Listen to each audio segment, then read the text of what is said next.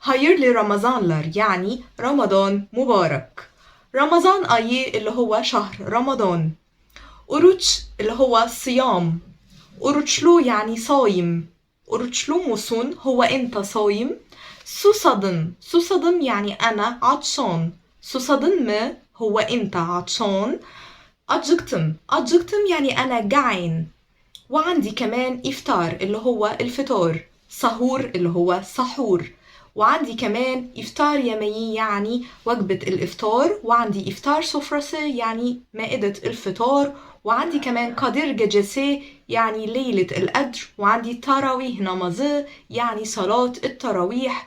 وكمان إفطار ne kadar kaldı يعني فاضل قد إيه على الفطار.